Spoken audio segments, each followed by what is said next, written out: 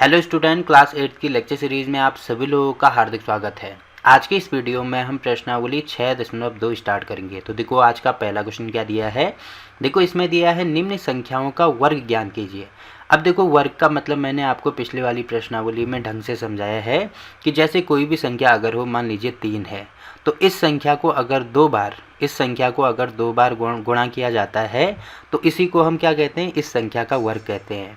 अब ये जो संख्या है इसको ऐसे भी लिख सकते हैं या ऐसे भी लिख सकते हैं, 3 की घात 2। अब देखो घात में 2 क्यों लिखा, क्योंकि इस संख्या को 2 बार गुणा किया जा रहा है। अगर इस संख्या को 3 बार गुणा किया जाता तो यहाँ पे घात में 3 लिखते। इस संख्या को अगर 4 बार गुणा किया जाता तो यहाँ पे घात में 4 लिखते। तो क्योंकि मैंने बोला ना, वर्ग का मतलब होता है कि घात में क्या होना चाहिए, 2 होना चाहिए। मतलब कोई भी संख्या अगर हो, जैसे 32 यहाँ पे दी है, तो 32 को अगर मैं 2 बार गुणा करूँगा तो वो क्या हो जाएगा, उस संख्या का वर्ग हो जाएगा। देखो इसको 32 गुणा 32 ऐसे लिख सकते हैं या ऐसे लिख सकते हैं, 32 का वर्ग। ठीक है, तो इसको मुझे सॉल्व करना है। अब देखो एक तरीका तो ये है कि डायरेक्ट इनको गुणा कर दो, मतलब 32 गुणा 32 करेंगे तब अपना आंसर निकालेंगे तो बड़ी आसानी से आप निकाल पाओगे। देखो कैसे निकलेगा, 2 दूनी 4, 3 दूनी 6, फिर यहाँ पे छोड़ेंगे तो 3 दूनी 6, 3 3 9। अब इनको जोड़ेंगे तो ये हो जाएगा 4, 6 और 6 12 को 2, 9 और 1 10। तो ये आ रहा है कितना, 10 24 के बराबर। तो यहाँ पर मैं लिख सकता हूँ पहले पार्ट का जो आंसर आएगा वो होगा 32 का वर्ग बराबर हो जाएगा 32 गुणा 32। अब इसको लिख सकते हैं 10 24 के बराबर। कैसे हमने किया, गुणा करके किया। बट एग्ज़ाम में आपको इन क्वेश्चनों को ऐसे नहीं करना है, क्योंकि ऐसे करेंगे तो ऐसे तो हर कोई कर पाएगा। तो इनको करने का दूसरा तरीका भी होता है। दूसरा तरीका क्या होता है, देखो आपको दिख रहा है ये 32 का वर्ग है, तो हमें ये देखना है कि ये कौन सी संख्या है जिसमें मतलब 0 आए, 0 के नज़दीक होनी चाहिए। अब 0 के नज़दीक का मतलब क्या है कि जैसे 32 है तो 32 को मैं ऐसे लिख सकता हूँ 30 + 2, ऐसे लिख सकते हैं क्या, बिल्कुल लिखा जा सकता है। तो देखो यहाँ पे 32 का वर्ग हो रहा है तो इसका भी वर्ग होगा ना, क्योंकि 32 की जगह पे मैंने लिखा है 30 + 2। तो 32 लिखो या 30 + 2 लिखो, एक ही बात है। ठीक है, अब आपको दिख रहा होगा यहाँ पे देखो 0 आ रहा है। ठीक है, मतलब किसके करीब है, ये 30 के करीब है। जैसे अगर कहीं पे होता है 42, तो 42 किसके करीब है, 40 के करीब है, तो इसीलिए इसको 40 + 2 लिख सकते हैं। अब देखो 40 हमने क्यों लिखा, क्योंकि जो जिसमें स्टार्टिंग में 0 आता है उस संख्या का कैलकुलेशन करना आसान होता है, जो कि आपको भी पता होगा। जैसे कहीं पे अगर 8 × 8 है तो इसको गुणा करना थोड़ा कठिन होता है, बट कहीं पे 10 × 8 है तो इसको डायरेक्ट गुणा कर सकते हैं ना, कि इसका गुणा इसके साथ में तो डायरेक्ट 80 आएगा। ठीक है, वैसे ही यहाँ पे 18 होता है तो और दिक्कत हो जाती है। वैसे यहाँ पे 218 होता है तब और ज़्यादा दिक्कत हो जाती है। बट यहाँ पे ऐसे होता है 2 0 0 × 8, तो इसको भी सॉल्व करना आसान है। क्यों, क्योंकि 8 × 2 करेंगे तो 8 दूनी 16, फिर यहाँ पे 2 0 हैं तो यहाँ पे भी 2 0। तो देखो सॉल्व करना बहुत आसान है, इसीलिए हम ऐसे संख्या देखते हैं जिसमें कि 0 ज़्यादा से ज़्यादा 0 आए। तो यहाँ पर ये चीज़ है। अब देखो आपको एक चीज़ दिख रही होगी, अगर थोड़ी देर के लिए मैं इसको A मान लूँ, थोड़ी देर के लिए मैं इसको अगर B मान लूँ, तो यहाँ पे देखो A है, बीच में प्लस है तो यहाँ पे भी प्लस, और उसके बाद ब्रैकेट लगा के यहाँ पे देखो स्क्वायर है या वर्ग है तो यहाँ पे भी वर्ग। तो ये एक फार्मूला होता है। अब किसका फार्मूला होता है वो मैं आपको बता देता हूँ। देखो A + B का वर्ग जो होता है ना, वो आपको लिखना है A और B। तो क्योंकि वर्ग हो रहा है तो इसका भी वर्ग होगा, इसका भी वर्ग होगा, तो यहाँ पे भी वर्ग आएगा, यहाँ पे भी वर्ग आएगा। अब यहाँ पे प्लस है तो यहाँ पे भी प्लस। उसके बाद देखो ये हमने कर दिया, उसके बाद इन तीनों को आपस में गुणा किया जाता है। तो तीनों को गुणा करने का मतलब यहाँ पे देखो 2 भी है गुणा A भी है गुणा B भी है, और यहाँ पे प्लस है तो यहाँ पे हम प्लस का ही यूज़ करेंगे। ठीक है, तो ये वाला फार्मूला आपको ध्यान रखना है कि इसका फार्मूला ये वाला होता है। तो ये तो सारी चीज़ें मैंने आपको समझाने के लिए बोली हैं। तो यहाँ पे क्वेश्चन में आप मतलब एग्ज़ाम में कैसे क्वेश्चन को सॉल्व करेंगे, सबसे पहले तो यहाँ पे लिखेंगे 32 का स्क्वायर। अब 32 के स्क्वायर या 32 को मैं लिख सकता हूँ 30 + 2। ठीक है, 30 + 2 मैंने लिख दिया, फिर इसका वर्ग हो जाएगा। अब यहाँ पे सूत्र लिख देना, सूत्र कौन सा है, यहाँ पे लिख दूंगा मैं सूत्र। तो कौन सा है, इसको मैंने A मान लिया, इसको B मान लिया, तो A + B का होल स्क्वायर या A + B का वर्ग। ये क्या होता है, पहले इसका वर्ग करेंगे, ठीक है, उसके बाद इसका भी वर्ग करेंगे, ठीक है, उसके बाद इन तीनों को गुणा करेंगे तो ये हो जाएगा 2 × A × B। ठीक है, और बीच में यहाँ पे प्लस आ रहा है तो यहाँ भी प्लस, यहाँ भी प्लस। ठीक है, अब देखो A की जगह पे हमारे पास क्या है, 30 है, तो यहाँ पे जहाँ पे A आ रहा है ना तो वहाँ पे हम लिख देंगे 30। तो ठीक है, अब इसमें वर्ग है तो यहाँ पे भी वर्ग, प्लस यहाँ पे B आ रहा है तो B मतलब 2, तो 2 का वर्ग है तो 2 का वर्ग, प्लस यहाँ पे 2 है, a की जगह पे देखो कितना है 30 है, तो a की जगह पे 30 गुणा यहाँ पे b है तो b की जगह पे 2 है तो यहाँ पे 2। अब देखो 30 का वर्ग क्या होता है, तो 30 का वर्ग निकालना बहुत आसान है, जैसे सीधे 3 का वर्ग निकालो तो 3 का वर्ग होता है 9। अब देखो अगर एक जीरो आ रहा है तो एक और जीरो लगा देंगे, जैसे अगर एक जीरो आ रहा है तो हम 2 जीरो कर देंगे, क्योंकि 2 है ना यहाँ पे, ऐसे समझ सकते हैं कि घात में 2 है। अब जैसे कहीं पे 2 जीरो आते हैं तो इसका हम सीधे 4 जीरो कर देंगे, अगर कहीं पे 3 आता है तो इसका हम सीधे कितने जीरो कर देंगे, 6 जीरो कर देंगे, ये आपको ध्यान रखना है। तो यहाँ पे केवल एक जीरो है तो यहाँ पे 2 जीरो कर देंगे, ठीक है। प्लस 2 का वर्ग मतलब ये हो जाएगा 4, और इसको गुणा करेंगे तो 3 दूनी 6 और 6 दूनी 12, तो यहाँ पे हो जाएगा 12, और साथ में जीरो देखो स्टार्टिंग में आ रहा है तो एक जीरो यहाँ पे लगा देंगे, ठीक है। अब इनको जोड़ दो, देखो इनको जोड़ के कितना आ रहा है 900 प्लस 120, तो ये हो रहा है यहाँ पे 1020 के बराबर। अब प्लस में 4 भी है तो प्लस 4 कर देंगे, अब इसको भी जोड़ेंगे तो यहाँ पे ये हो जाएगा 1024 के बराबर। देखो यहाँ से भी कितना आ रहा है 1024, और यहाँ से भी आ रहा है 1024, ठीक है। तो एग्ज़ाम में ऐसे आपको क्वेश्चन को सॉल्व करना है। तो देखो पहला क्वेश्चन कंप्लीट हो गया, वैसे ही दूसरे क्वेश्चन को हम यहाँ पे कर देंगे। तो यहाँ पे दिया है अगली संख्या है 35, जो कि आप यहाँ पे देख रहे होंगे, देखो क्या है, दूसरी संख्या 35 है। तो देखो जो 35 है इसका मुझे वर्क करना है, तो यहाँ पे स्क्वायर लिख देंगे, ठीक है। अब 35 को मैं ऐसे लिख सकता हूँ क्या, 30 + 5, तो 30 + 5 कितना हो जाएगा, 35 हो जाएगा। अब इसका स्क्वायर हो जाएगा, अब इसको a मान लो, यहाँ पे मैं लिख सकता हूँ सूत्र ऐसे होगा, ठीक है। तो ये क्या होगा, अगर मैं इसको a मानता हूँ, इसको b मानता हूँ, तो इसका भी वर्ग होगा। तो यहाँ पे वर्ग होगा पहले इन दोनों का वर्ग, ठीक है, फिर इन तीनों को आपस में गुणा करेंगे, ठीक है। अब देखो a की जगह पे 30 है तो ये हो जाएगा यहाँ पे 30 का वर्ग, प्लस b की जगह पे 5 है तो ये हो जाएगा 5 का वर्ग, प्लस 2 इंटू a की वैल्यू कितनी है 30 है तो यहाँ पे हो जाएगा 30, गुणा b की वैल्यू 5 है तो यहाँ पे हो जाएगा 5। अब देखो इसका वर्ग मैंने बोला था कि यहाँ पे 0 है तो 2 जीरो लगा दो, एक जीरो है तो 2 जीरो लगा दो। अब 3 का वर्ग होता है 9, ठीक है, प्लस 5 का वर्ग होगा 25, ठीक है, प्लस 5 × 15 दूनी 30, तो ये हो जाएगा 30 इनको गुणा करके, और साथ में एक जीरो है तो एक जीरो यहाँ भी लगा देंगे। अब इनको जोड़ेंगे तो आपको दिख रहा होगा, पहले इनको और इनको जोड़ दो, तो 9 और 3 कितना हो जाएगा 12, और साथ में 2 जीरो हैं, प्लस ये हो जाएगा 25। अब इसको इसके साथ में जोड़ेंगे तो ये आ जाएगा हमारे पास 1225 के बराबर। तो देखो ये वाला हमारा आंसर हो गया, ठीक है। तो दूसरा पार्ट भी हो गया। वैसे ही तीसरा पार्ट आपको दिख रहा होगा 86 है, तो यहाँ पे मैं लिख देता हूँ 86। अब इसका वर्क करना है तो यहाँ पे इसको लिख सकते हैं 80 + 6, ठीक है। तो यहाँ पे इसका वर्ग होगा तो यहाँ पे भी वर्क करेंगे। अब देखो यहाँ पे सूत्र लगाएंगे a + b का होल वर्ग, या होल स्क्वायर इसको कहते हैं, तो ये होता है a² + b² + 2ab, ठीक है। अब ये फॉर्मूला आपको ध्यान रखना है, ये याद रखना है। अब देखो हर क्वेश्चन में जब भी आप क्वेश्चन करेंगे तो ये फॉर्मूला आपको लिखना है, इससे क्या होगा कि आपको इसको रटना नहीं पड़ेगा, बड़ी आसानी से ही आपको याद हो जाएगा।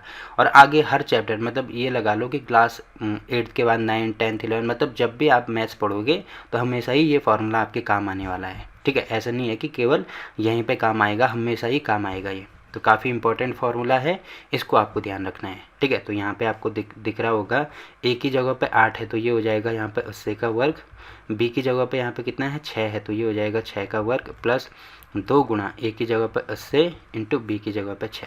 अब इसको सॉल्व करेंगे तो देखो यहाँ पे 0 आ रहा है तो इसके बदले 2 जीरो। अब 8 का वर्ग आ रहा है तो 8 का वर्ग होता है 64, फिर 6 का वर्ग होता है 36, प्लस अब इसको गुणा करेंगे तो 8 6 ये हो जाएगा 48, और 48 गुणा 2 तो ये कितना हो जाएगा, ये हो जाएगा लगभग 8 दूनी 16 को 6, 4 दूनी 8 और 1 9, तो 96 हो जाएगा। साथ में ये 0 है तो यहाँ पे भी 0 लगा दो।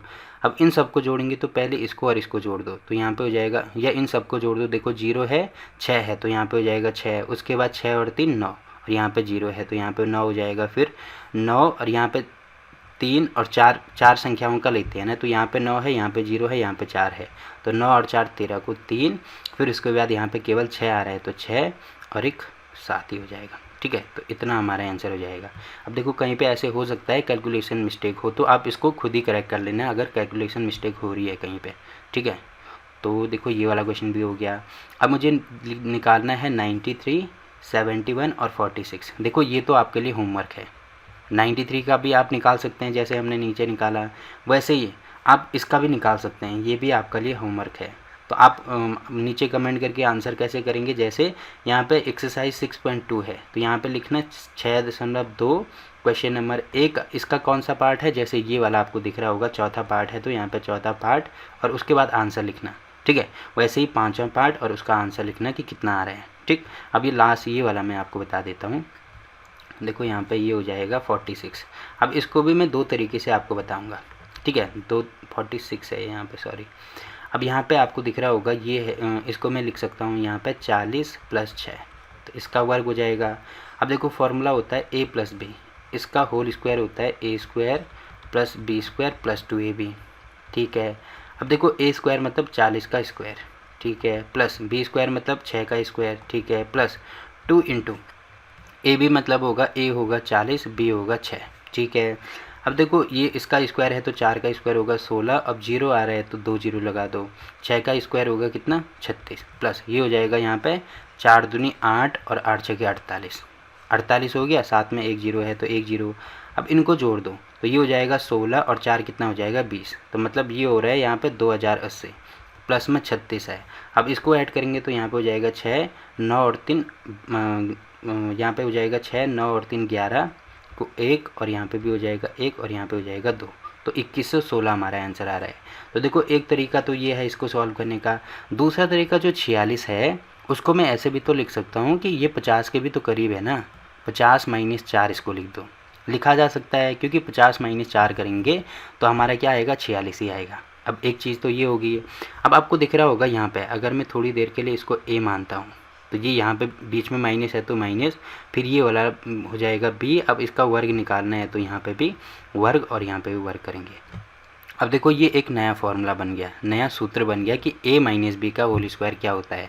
तो देखो करना तो सेम टू सेम ऐसे ही है, क्योंकि वर्ग हो रहा है तो a का भी वर्ग होगा, वैसे ही b का भी वर्ग होगा और उसके बाद ये तीनों संख्याएँ आपस में गुणा होंगी, ठीक है। तो यहाँ पे है क्या a, मतलब ये है 2 × a × b, ठीक है। अब देखो इसमें ये ध्यान रखना है कि यहाँ पे प्लस होगा और यहाँ पे माइनस होगा। अब ऐसे क्यों होता है, क्योंकि अगर मैं इसको ऐसे लिखना चाहूँ, ऐसे लिख सकते हैं क्या a + -b का होल स्क्वायर, ऐसे लिखा जा सकता है, क्योंकि कहीं पे ऐसे है 4 - 2 है तो इसको ऐसे भी तो लिख सकते हैं 4 + -2। देखो कोई फ़र्क पड़ेगा क्या, नहीं पड़ेगा, क्योंकि हमें पता है प्लस इंटू माइनस का क्या होता है माइनस होता है। तो यहाँ पे ब्रैकेट के बाहर या ऐसे समझ सकते हैं, ब्रैकेट का मतलब गुणा होता है तो इसको ऐसे लिख सकते हैं 4 - 2, वही चीज़ है। तो सेम टू सेम वही चीज़ हमने यहाँ पे लिखी है। अब देखो इसका क्या होता है, इसका मतलब ये बनता है कि यहाँ पे अब देखो a + b का हमें फॉर्मूला आता है ना, तो ये होगा यहाँ पे a का स्क्वायर, फिर प्लस यहाँ पे -b है तो -b का स्क्वायर, ठीक है, प्लस यहाँ पे 2 और a की वैल्यू है a और b की वैल्यू है -b, ये होगा। अब आपको यहाँ पे दिख रहा होगा यहाँ पे -b का स्क्वायर है, तो -b का स्क्वायर मतलब जैसे कहीं पे -2 × -2 है, तो देखो क्या होता है कि minus into minus, minus minus का क्या होता है प्लस होता है ना, तो यहाँ पे हो जाएगा 2 × 2 मतलब +4 हो जाएगा। तो सेम टू सेम वही चीज़ यहाँ पे है -b × -b, तो -b × -b को माइनस माइनस का प्लस हो जाएगा और b × b क्या हो जाएगा यहाँ पे b² यहाँ पे इसको लिख सकते हैं, क्योंकि 2 × 2 लिखो या 2 का स्क्वायर लिखो एक ही बात है। तो सेम टू सेम वही चीज़ मैंने यहाँ पे लिख दी, मतलब इसके बदले तो हो जाएगा यहाँ पे +b²। और साथ में आप देख रहे होंगे यहाँ पे देखो प्लस है, यहाँ पे प्लस है, तो प्लस प्लस का प्लस होगा और माइनस, तो प्लस माइनस का होता है माइनस, तो इसीलिए यहाँ पे क्या आएगा माइनस आएगा, ठीक है। तो इससे आप इसको याद रख सकते हैं। देखो तरीका तो काफ़ी आसान है, एक बार आप इस मेथड से देख लोगे तो बड़ी आसानी से आपको कन्फ्यूज नहीं होगा कि कहाँ पे प्लस करना है कहाँ पे माइनस करना है। तो ये चीज़ हो गई, ठीक है। अब सेम टू सेम इसी फॉर्मूले का यहाँ पे यूज़ करेंगे। तो देखो एक ही जगह पे अब क्या है हमारे पास 50 है, तो यहाँ पे हो जाएगा 50 का स्क्वायर प्लस b की जगह पे 4 है तो 4 का स्क्वायर -2 × a की जगह पे 50 और b की जगह पे 4, ठीक है।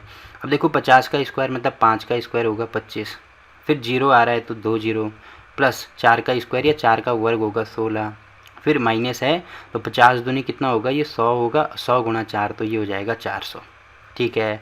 अब देखो 2500 में से 400 माइनस करेंगे तो यहाँ पे कितना आएगा, यहाँ पे आएगा ना 2100, ठीक है। और प्लस में यहाँ पे क्या है 16 है। अब 2100 में से 16 जोड़ेंगे तो ये हो जाएगा 2116।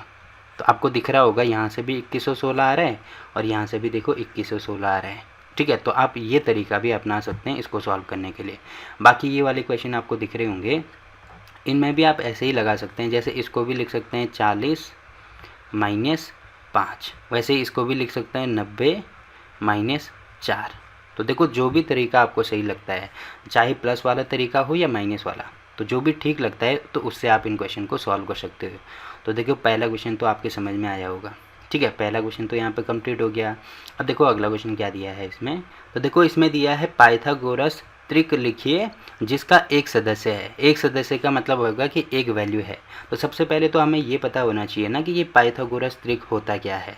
अब देखो सबसे पहले तो आपने त्रिभुजों के बारे में पढ़ा होगा, जिसमें आपने त्रिभुज का एक प्रकार पढ़ा होगा जिसको कि हम कहते हैं समकोण त्रिभुज, ठीक है। तो समकोण त्रिभुज आपको पता ही होगा ना, छोटी कक्षाओं में भी पढ़ा होगा कि जिसका एक कोण 90 के बराबर होता है उसको कहते हैं हम समकोण त्रिभुज, ठीक है। अब देखो क्या होता है इस त्रिभुज में कि समकोण यानी 90 डिग्री के ठीक सामने वाली जो भुजा होती है, देखो अगर मैं यहाँ पे खड़ा हो गया तो मुझे कौन सी भुजा दिखेगी सामने, ये वाली भुजा दिखेगी ना, तो इस वाली भुजा को कहते हैं हम कर्ण, ठीक है। अब देखो अगर मैं थीटा या कोण ये वाला कोण लेता हूँ, यहाँ पे अगर मैंने थीटा ले लिया तो ये कोण कुछ भी हो सकता है, जैसे मान लीजिए इसके बदले 30 डिग्री मैंने ले लिया थीटा के बदले, तो अगर मैं थीटा ये ले लिया, मतलब अगर मैं यहाँ पे खड़ा हो गया तो इसके ठीक सामने, मतलब जो कोण हमने लिया है उसके ठीक सामने वाली जो भुजा होगी ये मुझे ये वाली भुजा दिखेगी, तो इसके कहते हैं लंब। लंब कहते हैं। लंब क्यों कहते हैं, क्योंकि जहाँ पे 90 का कोण बनता है उसी को लंब बोला जाता है, और जो बची हुई भुजा होती है उसको कहते हैं आधार, ठीक है। ये चीज़ काफ़ी इंपॉर्टेंट है, ये भी आगे हर चैप्टर में, या हर चैप्टर नहीं मतलब आगे आने वाले हर क्लास में आपके काम आएगा, चाहे वो 9th हो 10th हो 11th में थोड़ा कम है, बट 9th और 10th में बहुत काम आएगा ये चीज़ आपके, ठीक है। पूरी जो त्रिकोणमिति है वो इसी पे बेस्ड है, तो ये आपको पता होना चाहिए, ठीक है। तो आपको दिख रहा होगा यहाँ पे ये जो त्रिभुज है ना, इसकी 3 भुजाएं होगी, एक तो हो गया लंब, एक आधार हो गया, एक कर्ण हो गया, ठीक है। अब ये भी आपको ध्यान रखना है कि ये जो कर्ण है देखो यहीं पे दिख रही है ना, सबसे बड़ी भुजा दिख रही है, तो ये जो कर्ण होती है ये होती है सबसे बड़ी भुजा, सबसे बड़ी भुजा, ठीक है। अब देखो ये चीज़ पाइथागोरस ने ये चीज़ कही थी, पाइथागोरस एक वैज्ञानिक थे, उन्होंने ये समकोण त्रिभुज निकाला था, इसके आधार पर ये चीज़ निकाली थी कि जो कर्ण होता है, मतलब जो सबसे बड़ी भुजा होती है उसका जो वर्ग होता है, सबसे बड़ी भुजा का जो वर्ग होता है वो शेष 2 भुजाओं, तो कि बाकी बची हुई भुजा कौन सी है, एक तो है लंब और एक है आधार, शेष 2 भुजाओं के वर्ग के, इन दोनों भुजाओं का भी क्या करना है, वर्ग करना है, इन 2 भुजाओं के वर्ग के योग के बराबर होता है, तो इसको बोलते हैं पाइथागोरस प्रमेय। पाइथागोरस प्रमेय क्या कहती है कि सबसे बड़ी भुजा या जो कर्ण का वर्ग होता है वो शेष 2 भुजाओं के वर्ग के योग के बराबर होता है, ठीक है। तो ये आपको पता होना चाहिए, ठीक है। अब देखो इसमें आपको दिख रहा होगा कि कितने भुजाएं हैं, 3 भुजाएं हैं, 1 2 3, इन्हीं 3 भुजाओं को बोला जाता है पाइथागोरस त्रिक, ठीक है। 3 भुजाएं जो हैं इन्हीं को बोला जाता है पाइथागोरस त्रिक। अब देखो आपको पता तो लग ही गया होगा पाइथागोरस त्रिक क्या होता है। अब इसी के बेसिस पे हमें निकालना है कि इसमें अगर एक भुजा, देखो यहाँ पे पाइथागोरस त्रिक का एक सदस्य होने का मतलब ये है कि इन तीनों में से एक भुजा हमें दी होगी, जैसे ये वाली भुजा हमें दी है 6, ये वाली भुजा हमें 6 दी है, तो ये दोनों भुजाएं हमें निकालनी है कि कैसे निकाल सकते हैं। जैसे एग्जाम्पल के लिए सबसे बड़ी भुजा मैंने बोली ना क्या होती है, कर्ण होती है। तो अगर मैं कर्ण को 5 मानता हूँ तो क्योंकि कर्ण का वर्ग हो रहा है तो 5 का भी वर्ग होगा।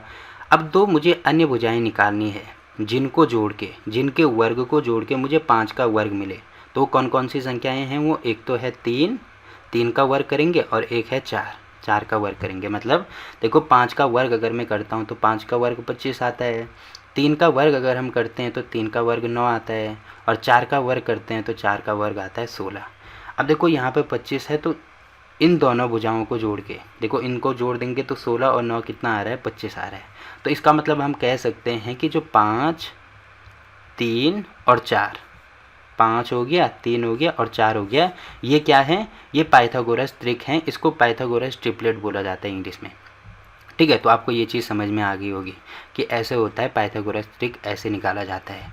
अब देखो इसको निकालने के, जो पाइथागोरस त्रिक होता है ना, तो उसमें अलग अलग भुजाओं को निकालने का तरीका होता है। जैसे जो कर्ण होता है, कर्ण होगा उसको मैं लिख सकता हूँ m² + 1, ठीक है। वैसे ही अगली भुजा आधार है, आधार जो है उसको मैं लिख सकता हूँ m² - 1, और तीसरा जो है वो अगर लंब है तो इसको मैं लिख सकता हूँ 2m ऐसे लिखा जा सकता है। ठीक है, तो यहाँ पे ये चीज़ आपको ध्यान रखनी है कि कोई भी अगर एक भुजा, जैसे ये वाली भुजा मुझे यहाँ पे 6 दी है, तो जैसे एग्जाम्पल के लिए यहाँ पे 4 है, ये वाली वैल्यू दी है हमें 4, तो इस वाली वैल्यू को हम इसमें से एक वैल्यू को मानना होगा ना, तो इसके बराबर मानते हैं, क्योंकि यहाँ पे स्क्वायर है, यहाँ पे स्क्वायर है, यहाँ पे कुछ भी नहीं है, तो इसको इसके बराबर मानना आसान है। तो यहाँ पे मैं लिख देता हूँ 2m, इसके बराबर मान लो 4, क्योंकि ये भी भुजा है और ये वाली भी भुजा है, तो इसके बराबर 4 मान लिया। तो यहाँ पे देखो एक समीकरण बन गया ना, तो अगर मुझे m की वैल्यू निकालनी है तो 2 को नीचे लेके आना पड़ेगा, तो m बराबर हो जाएगा 4/2। अब इसको काटेंगे तो यहाँ पे हो जाएगा 2, मतलब m का मान हमने निकाल दिया 2। ठीक है, अब देखो यहाँ पे m की वैल्यू 2 है, m की वैल्यू 2 है, तो जहाँ जहाँ पे m है वहाँ पे 2 लिख देंगे, तो 2 × 2, तो ये हो जाएगा 4। अब m स्क्वायर है मतलब 2 का स्क्वायर -1, तो 2 का स्क्वायर होगा 4 -1, मतलब ये हो जाएगा 3। फिर यहाँ पे हो जाएगा m स्क्वायर, मतलब 2 का स्क्वायर +1, तो 2 का स्क्वायर कितना होता है 4 + 1 कितना हो जाएगा ये 5। तो आपको यहाँ पे दिख रहा होगा 4, 3 और 5, तो यही पाइथागोरस त्रिक है ना, जो कि आपको दिख रहा होगा 5, 3, 4, 5, 3, 4, तो ऐसे ही निकालते हैं। ठीक है, तो तरीका मैंने आपको बता दिया। अब देखो जैसे मुझे पहला पार्ट इसमें सॉल्व करना है, तो पहला क्वेश्चन इसमें दे रखा है कि पाइथागोरस त्रिक का जो एक सदस्य है वो 6 है।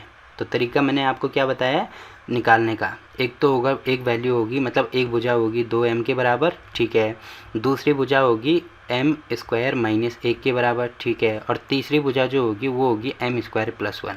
तो ये आपको ध्यान रखना है। अब देखो जो 6 है वो एक भुजा है और इसमें भी ये एक भुजा है, तो इसकी वैल्यू इसके बराबर मान लो, मतलब यहाँ पे मैं मान सकता हूँ 2m बराबर हो जाएगा 6। अब यहाँ से m की वैल्यू निकालेंगे तो m बराबर हो जाएगा 6/2, क्योंकि 2 नीचे आ जाएगा। अब इसको काटेंगे तो यहाँ पे हो जाएगा 3, तो m की वैल्यू हमारे पास आ गई 3। ठीक है, m का मान हमने निकाल दिया। अब m का मान निकल गया, उसके बाद यहाँ पे मान रख सकते हैं। तो पहला है हमारे पास 2m, दूसरा है हमारे पास m² -1 और तीसरा है m² +1। तो यहाँ पे मान रखेंगे तो ये हो जाएगा हमारे पास 2 × m की वैल्यू 3 है, तो ये हो जाएगा 3 दूनी 6। ठीक है, अब यहाँ पे m की वैल्यू कितनी है 3 है, तो ये हो जाएगा यहाँ पे 3 का स्क्वायर -1। ठीक है, अब 3 का वर्ग या 3 का स्क्वायर होता है 9 -1, तो ये हो जाएगा यहाँ पे 8। अब m का वर्ग मतलब 3 का वर्ग +1, तो 3 का वर्ग होता है 9 + 1, तो ये हो जाएगा यहाँ पे 10। ठीक है, तो हमारा जो पाइथागोरस त्रिक हो गया, यहाँ पे लिखेंगे, तो पाइथागोरस त्रिक क्या आ जाएगा 6, 8 और 10 आ जाएगा। ठीक, तो देखो पहला क्वेश्चन तो यहाँ पे कंप्लीट हो गया। वैसे ही दूसरा क्वेश्चन अगर मुझे करना है तो यहाँ पे 14 है ना, तो यहाँ पे मैं लिख देता हूँ, दूसरा पार्ट हमें दिया है कि एक सदस्य यानी एक भुजा में दी है 14 है। ठीक है, अब देखो पाइथागोरस यहाँ पे लिखेंगे पाइथागोरस त्रिक। तो पाइथागोरस त्रिक क्या होता है, ये होता है मतलब 2m m² -1 m² +1। ठीक है, अब इसमें से एक सदस्य ये भी है और एक सदस्य की वैल्यू हमें ये दी है, तो इसका मतलब 2m की वैल्यू हम ले सकते हैं 14। ठीक है, अब यहाँ से m की वैल्यू निकालेंगे तो 14/2 हो जाएगा, तो यहाँ पे m आ जाएगा हमारे पास 7। ठीक है, अब m निकाल दिया, अब m का मान इसमें रख दो, तो ये हो जाएगा यहाँ पे 2m, एक हो जाएगा यहाँ पे m² -1, एक हो जाएगा m² +1। ठीक है, तो यहाँ पे ये हो जाएगा 2 × m की वैल्यू 7 है, यहाँ पे हो जाएगा m की वैल्यू 7 है, तो 7 का वर्ग -1, ये भी होगा 7 का वर्ग +1। अब 2 × 7, तो 7 दूनी 14, ये हो गया, 7 का वर्ग होगा 49 -1 और 7 का वर्ग 49 +1। ठीक है, अब ये हो जाएगा यहाँ पे 14, ये हो जाएगा यहाँ पे 48 और ये हो जाएगा यहाँ पे 50। तो जो पाइथागोरस त्रिक है यहाँ पे पूरा लिख देना, पाइथागोरस त्रिक जो होगा वो होगा 14, 48 और 50। ठीक है, तो देखो दूसरे पार्ट का भी आंसर निकल गया। वैसे आप इन पार्ट का भी आंसर निकाल सकते हैं, जैसे ये वाला आपके लिए होमवर्क है। ठीक है, इसमें लिखना क्वेश्चन नंबर 2 का तीसरा पार्ट है, तो तीसरा पार्ट लिख देना और कमेंट करके बताना कितना आंसर आ रहा है। इसको मैं आपको बता देता हूँ। ठीक है, तो आपको दिख रहा होगा यहाँ पे 18 हमें दिया है। तो पाइथागोरस त्रिक क्या होता है, एक तो होगा 2m, एक होगा m² -1, एक होगा m² +1। ठीक है, तो यहाँ पे 2m के बदले लिख देंगे यहाँ पे 18। ठीक है, तो m की वैल्यू यहाँ से निकालेंगे तो 18/2 हो जाएगी, जिसको कि मैं 9 लिख सकता हूँ। ठीक है, अब इसमें मान रखेंगे तो यहाँ पे हो जाएगा 2 × 9। ठीक है, फिर हो जाएगा यहाँ पे 9 का वर्ग -1, फिर हो जाएगा यहाँ पे 9 का वर्ग +1। तो यहाँ पे ये चीज़ भी लिखनी होगी 2m, यहाँ पे है m² -1, यहाँ पे है m² +1। ठीक है। अब 9 गुणा 2 तो 9 दूनी ये हो जाएगा 18, 9 का वर्ग होगा 81 माइनस 1, ठीक है, और 9 का वर्ग 81 प्लस 1। अब यहाँ पे तो आ रहा है हमारे पास 18, यहाँ पे आ रहा है 80 और यहाँ पे आ रहा है 82। तो ठीक है, ये हो जाएगा पाइथागोरस त्रिक। कौन कौन सा? 18, 80 और 82, ठीक है। तो आपको दिख रहा होगा यहाँ पे इसके कौन से क्वेश्चन, सारे क्वेश्चन लगभग कंप्लीट हो गए। हाँ, तो प्रश्नावली 6.2 यहाँ पे कंप्लीट होती है। अब देखो, इस प्रश्नावली में किसी भी क्वेश्चन में अगर आपको कोई दिक्कत आ रही है तो आप कमेंट करके पूछ सकते हैं, ठीक है। और क्लास 8 के सभी चैप्टर की वीडियो आपको नीचे डिस्क्रिप्शन में मिल जाएगी, तो वहाँ पे जाके आप किसी भी चैप्टर की कोई सी भी वीडियो देख सकते हैं। तो फिलहाल के लिए इस वीडियो में इतना ही। वीडियो अच्छा लगा तो वीडियो को लाइक कीजिए, शेयर कीजिए अपने दोस्तों के साथ और चैनल को सब्सक्राइब करना ना भूलें। तो मिलते हैं आपसे एक और नई वीडियो में, तब तक के लिए बाय बाय।